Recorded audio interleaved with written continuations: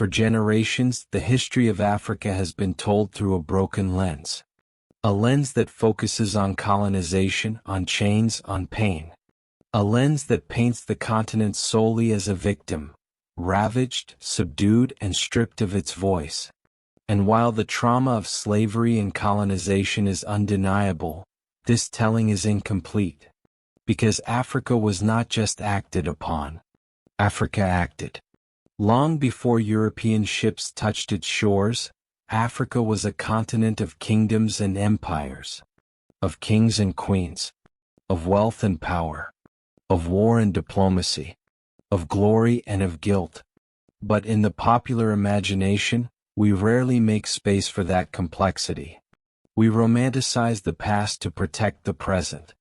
We speak of resilience but ignore responsibility. We honor the victims but stay silent about the collaborators. And yet, the truth remains, in the shadows of the slave trade, some African powers were not just exploited, they were participants. They struck deals, captured rivals, sold human beings in exchange for guns, textiles, and foreign riches. Not all but many. Not all the time but often enough to shape the course of history. This is not a comfortable truth. It complicates the moral clarity of the narrative we've come to accept. But history is rarely comfortable. It is full of contradictions. Nations that are both oppressed and oppressors. People who are both victims and agents. To understand the full story of the transatlantic slave trade, we must confront this forgotten dimension. We must see Africa not just as a land of suffering, but as a continent of choices, some noble, some tragic. This chapter of history is not meant to shame, but to reveal. Because only in the light of truth can we begin to heal from the wounds of the past. This is not the history we were taught, but it is the history we must face. Before the sails of European ships appeared on the Atlantic horizon, Africa was already home to powerful civilizations, empires that rivaled those of Europe and Asia in size, wealth, and complexity. In the savannas of West Africa, the Mali Empire flourished. With its vast gold mines and thriving cities, it became a center of Islamic scholarship, trade, and culture. Timbuktu, its crown jewel, was not a myth, it was a real city, a beacon of knowledge where scholars debated theology, astronomy, and law. Mansa Musa, its most famous ruler, dazzled the world with his legendary pilgrimage to Mecca, distributing so much gold along the way that he disrupted entire economies. But Mali was not alone. The Songhai Empire, rising in Mali's shadow, expanded its reach with a disciplined military and centralized governance. The Ashanti Confederacy and the Oyo Empire commanded immense influence over trade and diplomacy. The Kingdom of Benin constructed city walls stretching for hundreds of kilometers and produced bronze art that still stuns the world today. The Kingdom of Dahomey wielded a militarized state structure and held sacred rituals to consolidate power. These were not scattered tribes in the wilderness. These were nations, highly organized, deeply spiritual, and politically strategic. And like all great empires, their strength came through conquest. When empires expand, people are displaced. Cities are sacked. Men are killed. Women and children are taken. In the context of African warfare, captives often became tribute, laborers, or servants. Some were integrated into society. Others were treated as property. Slavery in pre-colonial Africa was not the same as chattel slavery in the Americas, but it was real. It existed in various forms: domestic servitude, debt bondage, punishment for crimes, and war captivity. These systems were embedded in the political and economic life of many African societies long before Europeans arrived. To be clear, not all African societies practiced slavery. Some resisted it, some had more humane systems, others abolished it internally. But in the major empires of West Africa, the taking and trading of human beings was part of the machinery of power. This is not to say that African slavery was inherently more brutal or less brutal than European slavery. It is to say that it existed, that it predated European contact, and that it created structures and precedents that would later be exploited on an unimaginable scale. When Europeans arrived seeking labor for the New World, they didn't land on a passive, unsuspecting continent.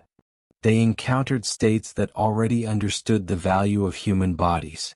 Some resisted, others adapted, and many saw an opportunity.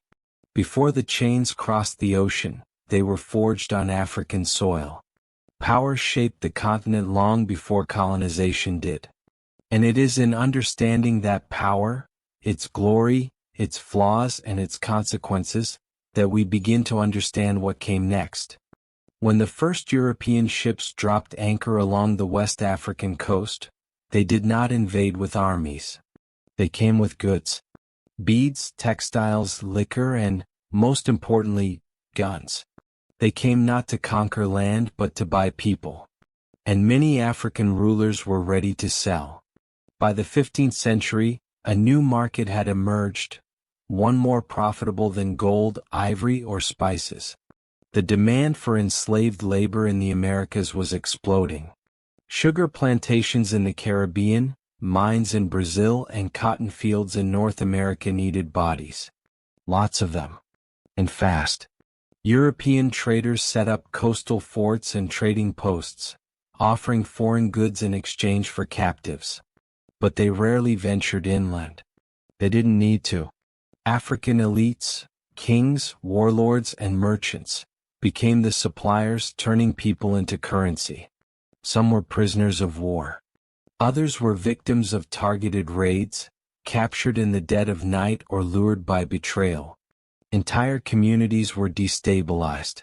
Rival kingdoms began to wage wars not just for territory but for captives. The logic of war changed. Human beings became the spoils. The kingdom of Dahomey built its economy around this trade. Annual slave raids were institutionalized. The captives were marched to the coast and sold. In return, Dahomey acquired firearms which helped it conquer more territory and capture more people. A vicious cycle. The Oyo Empire, too, participated heavily in the trade, leveraging its cavalry and political networks to dominate surrounding regions and funnel captives into coastal markets. Even the once spiritual Ashanti Empire engaged in the practice. Gold had brought them wealth, but it was the trade in people that expanded their influence over time. These were not minor transactions. They were state-sanctioned operations. Treaties were signed. Taxes were collected. Ceremonies were held. This was not a chaotic free-for-all. It was an organized economy with kings at the top, traders in the middle, and captives at the bottom. Of course, not all Africans participated. Some societies refused. Some fought back. Some were victims of stronger neighbors who fed the trade. But in many powerful states, participation was not a last resort. It was strategy. It was profit. It was policy. The weapons gained through this trade only deepened the problem. Firearms tipped the balance of power, making it easier for certain kingdoms to dominate others. The trade escalated existing rivalries into endless cycles of violence. And as demand grew, the morality of the practice faded into the background. Human beings became commodities. Mothers were torn from children. Villages vanished overnight. And the very kingdoms that once stood as symbols of African power became complicit in Africa's greatest betrayal. This was the business of people. It did not begin in Europe. It did not end on African shores. But in this grim alliance between African power and European greed, millions were caught in the middle, sold, shackled, and shipped across the sea. The slave trade was not just a crime of invasion. It was a crime of transaction. A global marketplace of misery where Africa was not merely exploited, but in some places an eager supplier. Not every African ruler bowed to the allure of profit. Not every kingdom turned its neighbors into cargo.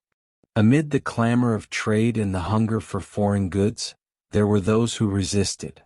Those who saw the moral rot creeping in, and tried to hold it back.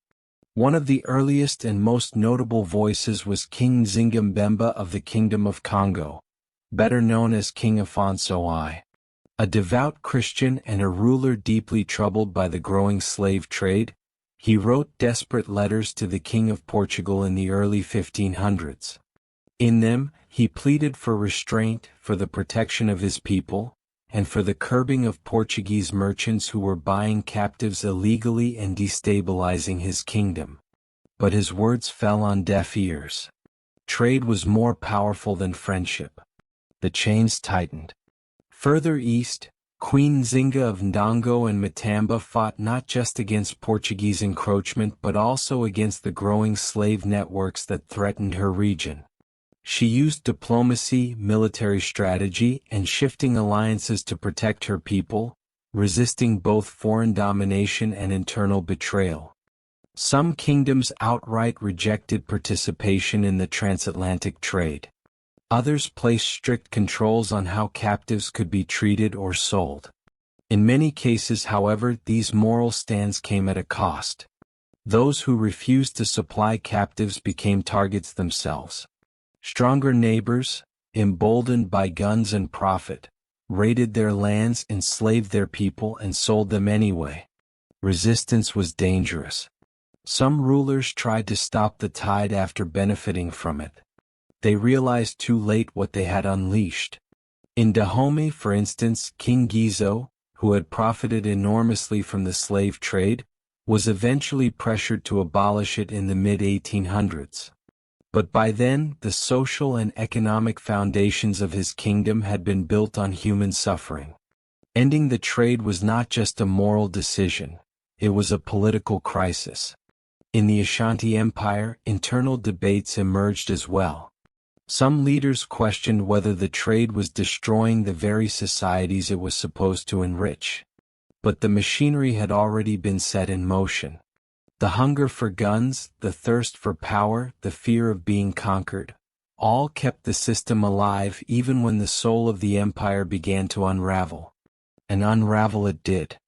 As the 19th century approached, many African kingdoms that had once thrived from the slave trade found themselves weakened, destabilized, and vulnerable to the very European powers they had once negotiated with. The guns they had acquired did not protect them from colonization. The alliances they had forged did not shield them from betrayal. The same traders who once smiled in the royal courts now came back with soldiers and flags. This is the bitter irony. Those who resisted were punished. Those who profited were consumed. In the end, the slave trade did not strengthen Africa. It fractured it. It hollowed out its societies, fueled endless wars, and left kingdoms divided, depopulated, and disillusioned. There was resistance. There was refusal. There was even regret. But history does not often reward late repentance. The damage had been done. The Atlantic winds had carried away more than just people. They carried away Africa's future. As the 19th century unfolded, the transatlantic slave trade began to decline. Outlawed by Britain in 1807 and gradually banned across Europe and the Americas. But the legacy of centuries of trafficking was far from over. Africa had been carved open. Its kingdoms battered. Its internal structures bent around the spine of human trade. And when the European powers returned, not as traders but as conquerors, they found a continent disarmed by its own past. The very networks that once moved enslaved people to the coasts were now repurposed to move troops, missionaries, and colonial administrators deep into the interior. Roads built for slave caravans became colonial highways. Forts used to protect trading posts became administrative capitals. The slave trade had unintentionally laid the infrastructure for European domination. But the deeper damage was psychological and political. Africa was no longer a unified front. Centuries of warfare and betrayal had created deep fractures between kingdoms and ethnic groups. Distrust ran deep. Neighbor had turned against neighbor, king against subject, clan against clan. The concept of Pan-African unity had been shattered long before the first European flag was planted in the soil. Colonizers exploited this expertly. They played tribes against each other, offering some autonomy in exchange for loyalty, supplying others with weapons to crush their rivals. It was divide and conquer, but the divisions had already been dug by slavery. The empires that once ruled with strength, like the Oyo, the Ashanti, and Dahomey, were weakened by the very system they had depended on. With the abolition of the slave trade, their economies collapsed. Their political structures, shaped around warfare and raiding, could not easily adapt to peace or trade. European powers offered a new order, backed by rifles, railroads, and religion. The Berlin Conference of 1884–85, where European powers casually carved up the African continent without a single African present, was not just a diplomatic crime. It was the culmination of centuries of exploitation. The slave trade had made Africa vulnerable, and colonization was the final act of subjugation. Europeans justified their conquests by pointing to the chaos within Africa, chaos they had helped create. They spoke of bringing civilization to a continent ravaged by tribal warfare, while ignoring that they had fueled and funded that warfare for centuries. They preached Christianity while profiting from the very trade that destroyed African spirituality, families, and freedom. And for African societies already hollowed out by the loss of millions of their strongest, youngest, and most creative people, resistance to colonization became an uphill battle. Some fought valiantly. Leaders like Samori Touré Yasantawa and the Zulu king Setshwayo waged fierce campaigns against European encroachment. But they were fighting against empires that had studied Africa, armed themselves with its wealth, and understood how to manipulate its wounds. The transatlantic slave trade had been a scalpel. Colonization was the suture that sealed Africa's body under foreign control. It wasn't just land that was taken. It was memory, autonomy, legacy. Generations of Africans were born under colonial flags, taught to forget their ancestors and worship their conquerors. And all of it, every inch of it, had been made possible by the long, corrosive centuries of slavery. The tragedy is not just that Africa was conquered. It's that it was prepared for conquest by its own entanglement in a foreign system of bondage. A system introduced by outsiders, sustained by internal pressures, and exploited until the soul of the continent was laid bare. The weapon had been turned inward. And when the final blow came, Africa was already bleeding. Once the chains had shifted from iron shackles to invisible borders, the next phase of conquest began, rewriting the past. Colonial powers didn't just conquer African land, they conquered African memory. The European empires understood a critical truth. If you control a people's history, you control their future. So they set out to reshape the African story, erasing the roots of the transatlantic slave trade and placing the blame squarely on African shoulders. In colonial classrooms, African children were taught that their ancestors were primitive savages, rescued by European civilization. They were shown maps where Africa was blank, the dark continent, waiting to be discovered. They were fed a gospel that said slavery was the result of African barbarism, and colonization was a divine gift. But this was a lie. It ignored the brutal systems of European exploitation, the guns traded for bodies, the kingdoms destroyed for profit. It turned European slave merchants into footnotes and made African collaborators into central villains. The complexity of the slave trade, how it was driven by European demand, facilitated by foreign weapons and enforced by global networks, was erased from public consciousness. Even today, many history books tell only part of the story. They focus on African rulers who sold captives but say little about the British, Portuguese, Dutch, and French merchants who supplied the weapons, demanded the labor, and created the system. They mention African coastal forts without naming who funded and built them. They speak of tribal wars, without explaining how those wars were engineered by European bribes and incentives. This rewriting wasn't accidental, it was strategic. By framing Africans as solely responsible for their own suffering, European powers justified their colonization as a civilizing mission. If Africans had enslaved themselves, then the arrival of European rule was portrayed as a moral correction, not a historical crime. Missionaries played a key role in this deception. They brought Christianity in one hand and European superiority in the other. Indigenous belief systems were demonized. Oral histories were dismissed as myths. Spiritual traditions were destroyed or converted. And with every baptism, a piece of memory was washed away. The slave forts that still stand along the West African coast, Elmina, Cape Coast, Ouida, are silent witnesses to what happened. Yet for generations their existence was downplayed. Colonial governments discouraged tours, kept the history hidden, and focused attention on colonial governors, not slave dungeons. Meanwhile, African resistance to the trade and to colonization was rarely acknowledged. Figures like Nzinga Band, who fiercely resisted Portuguese slavery, or the many communities that refused to participate in the trade, were written out of the narrative. Even the numbers were manipulated. The sheer scale of the transatlantic slave trade, over 12 million Africans trafficked, with millions more dying in the process, was minimized in colonial records. In some texts, the suffering of enslaved Africans was treated as an unfortunate consequence of African backwardness, rather than as the centerpiece of a global capitalist system. Colonialism not only robbed Africa of its people and its land, it robbed Africa of its truth.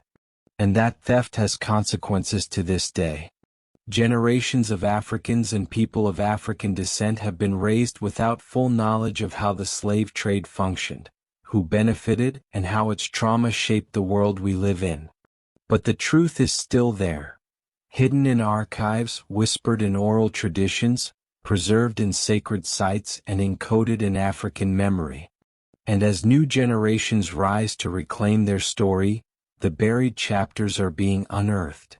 Africa did not forget. It was silenced. And now the silence is breaking. While the bodies of millions were shackled in ships, auctioned on foreign soil, and worked to death on plantations, a different story was unfolding across the Atlantic, one of wealth, power, and empire. Europe was getting rich. The transatlantic slave trade wasn't just a chapter of cruelty, it was the economic engine of modern Western civilization. Beneath the polished marble of European banks, universities, and parliaments lies the ghostly foundation of African labor. Behind every sugar mansion in the Caribbean, every cotton boom in the American South, every canal and railway built in England or France, there was the blood of the enslaved.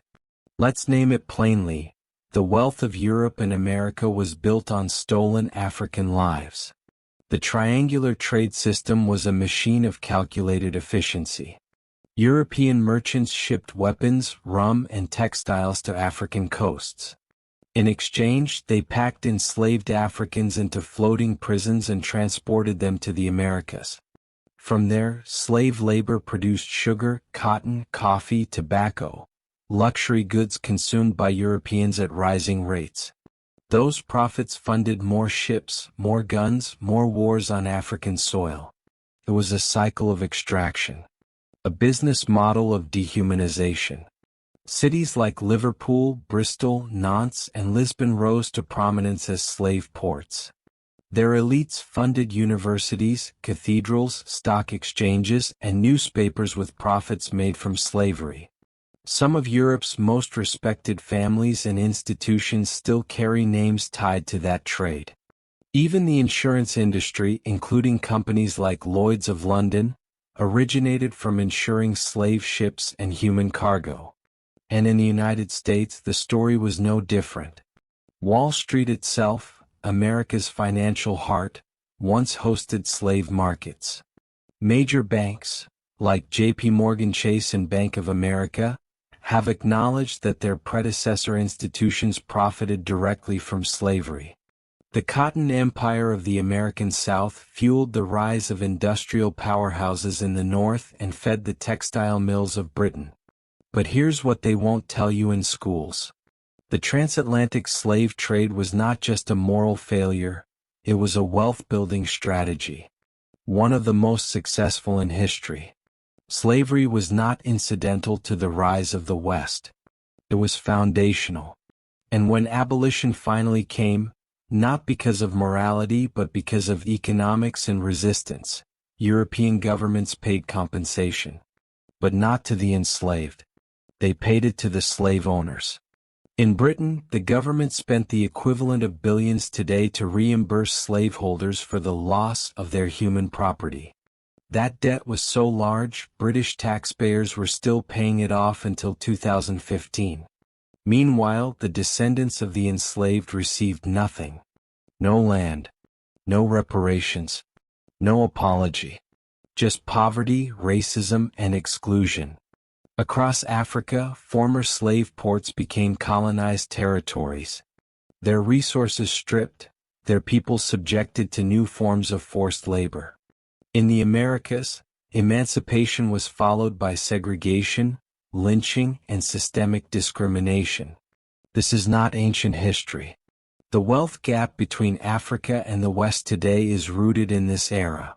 The global imbalance we live with, between North and South, white and black, colonizer and colonized, was engineered during the centuries of the slave trade. And yet, the architects of that system are rarely held accountable. Statues still stand. Fortunes remain untouched. Museums display stolen artifacts while refusing to return human remains. The true cost of slavery, the generational trauma, the cultural dislocation, the economic theft, is still unpaid. But people are waking up. Historians, activists, artists, and truth seekers are reclaiming the narrative. They are naming the names, tracing the prophets, exposing the lies. They are asking the world to look in the mirror and recognize that the comfort of some was built on the captivity of others. The wealth of the West is soaked in black sweat and tears. And now, the descendants of the enslaved are demanding more than remembrance. They are demanding reckoning. Not silence. Not statues. But justice. History is not dead. It breathes in the present. It walks among us in surnames we carry, languages we speak, and systems we inherit.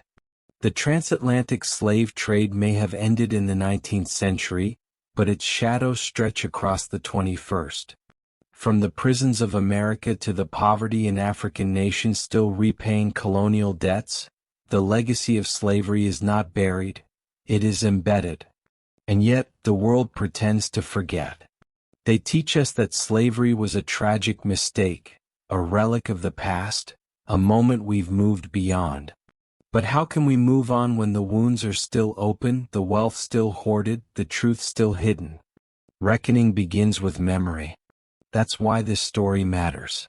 Because for too long, the narrative of the slave trade was written by those who profited from it. But now, the descendants of the enslaved, the survivors of colonization, the voices from Africa and the diaspora, are telling their own story. A story of resistance as much as suffering. Of resilience as much as tragedy. Across the globe, people are rising to reclaim what was stolen. And names that were stripped. Languages that were silenced. Gods that were demonized. Land that was taken. And dignity that was denied. In Ghana, the year of return brought thousands from the diaspora back to their ancestral soil.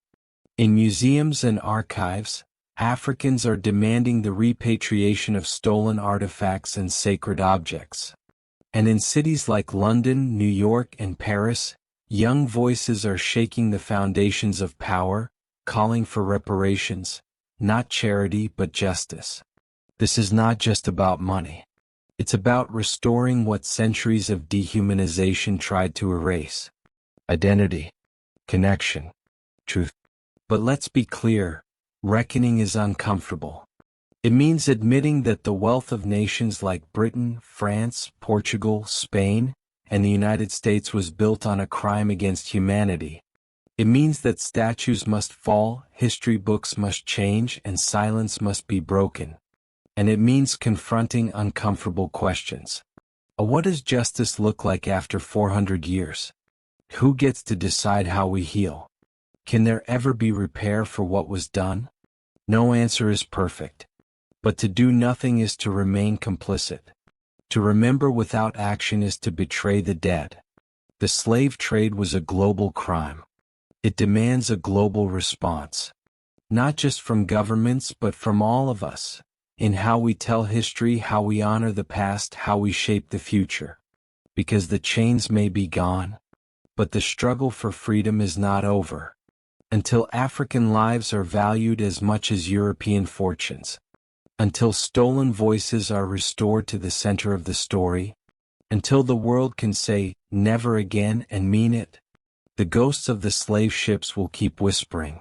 And we must listen. This is not the end of the story. It's the beginning of truth.